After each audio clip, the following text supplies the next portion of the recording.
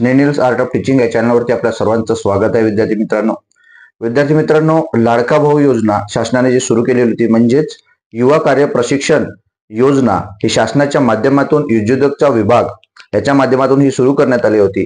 याकरिता आतापर्यंत 10 लाख विद्यार्थ्यांनी या ठिकाणी नोंदणी केलेली होती. त्यापैकी काही विद्यार्थी जे आहेत ते काही विद्यार्थी रुजू पण झाले आणि त्या विद्यार्थ्यांना विद्यावेतन किंवा त्या विद्यार्थ्यांना मानधन सुद्धा देण्यात आलेले आहे. 6,000, 8,000 आणि 10,000 रुपये असं मानधन देण्यात आलेलं होतं.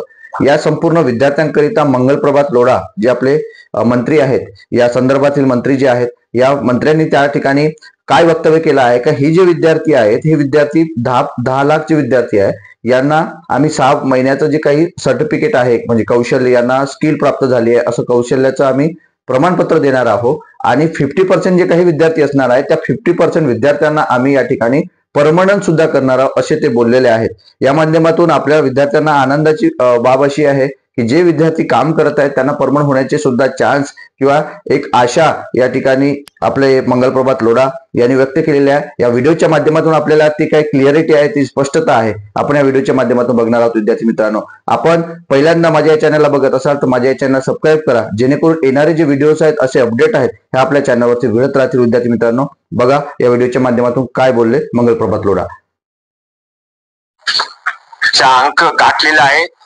आजच्या दिवशी 1,10,000 विद्यार्थ्यांची निवड झाली आहे आणि मला आपल्या सर्वांना हा सांगायचा आनंद होतो की त्यामध्ये 7,000 विद्यार्थी रजू पण झालेला आहे. यामध्ये 2,21,244 या मोठी संख्यामध्ये प्रशासनाने आपली नोंदणी केली होती आणि 8,170 त्यापेक्षा जास्त आस्थापनाने पण आपला यामध्ये इंटरेस्ट दाखवला, रजिस्ट्रेशन पण केला. हा एक महाराष्ट्राने पुढच्या काळामध्ये महाराष्ट्र देशची स्किल कॅपिटल बनेल असा एक आमच्या महाराष्ट्र सरकारचा पाऊल होता.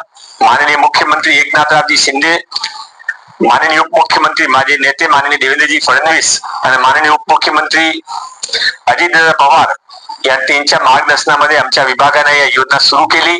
हा प्रत्येक उद्योग कोणत्या शहरामध्ये जायचा, कोणत्या स्टेटमध्ये जायचा, निवड करण्यापूर्वी 3-4 गोष्टी जे बघता, त्यामध्ये तिथे लँड आहेत का, तिथे कॅपिटलची काय स्थिती आहे, तिथे रॉ मटेरियल काय स्थिती आहे आणि त्याशिवाय तिथे स्किल रोजगार साठी लोक उपलब्ध आहेत का. आमच्या विभागाने आता 10 लाख युवक युवत्याने हा प्रशिक्षण माध्यमातून आम्ही रोजगार देऊ आणि नंतर हा एक महाराष्ट्र मुंबई देशाचे स्किल सेंटर बनेल.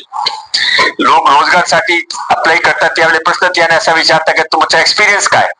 आता आम्ही 6 महिन्याचे एक्सपिरियन्स ते सर्टिफिकेट पण देणार आहे, त्यांचे मानधन पण देणार आहे आणि आमच्या सर्वांची अशी अपेक्षा आहे की 10 लाख लोकांमध्ये कमीत कमी 50% लोकांना तिथे जे आस्थापनामध्ये ते प्रशिक्षण घेत आहे तिथे त्याने परमनंट रोजगार मिळेल. एक मोठी क्रांती रोजगारच्या क्षेत्रामध्ये या योजनेच्या माध्यमातून महाराष्ट्रामध्ये आता आम्ही सुरू केली आहे. ते आपले सर्वांचे सहायतातून आणि महाराष्ट्राच्या लोकांचे चांगले प्रतिसादातून आणि सर्व जे काही असतात त्यांच्या सहयोगातून हा क्रांती आता सफलताच्या मार्गावर पुढे जात.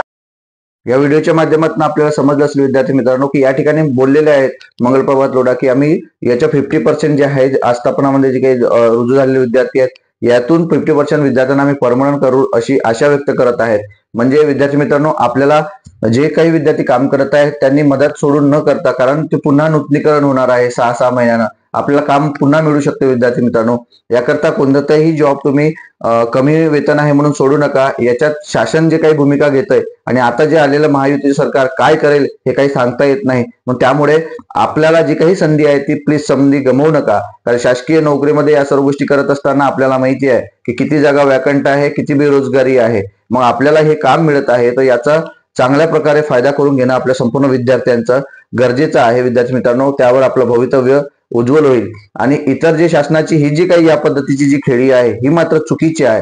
हे शासनाने जे अभ्यास करणारे विद्यार्थी आहेत त्यांचा मात्र लॉस करत आहेत, त्यांचा मात्र नुकसान होत आहे. कारण गेले 7-7, 8-8 वर्षापासून जे अभ्यास करत आहे विद्यार्थ्यांनी त्यांचं काय याचा सुद्धा शासनाने विचार करायला पाहिजे. कारण त्या विद्यार्थ्यांना न्याय मिळणार नाही तर ते विद्यार्थी उघड्यावर येतील आणि सुशिक्षित बेरोजगार म्हणून आपल्या समाजामध्ये वावरत राहतील. याचा सुद्धा शासनाने विचार करणं गरजेचे असणार आहे. विद्यार्थी मित्रांनो, आपल्याला हे जे अपडेट आहे आपल्याला कसं वाटलं हे कमेंट बॉक्समध्ये कळवा आणि अशाच अपडेट करता मात्र आपल्या या चॅनलला सबस्क्राईब करा. धन्यवाद.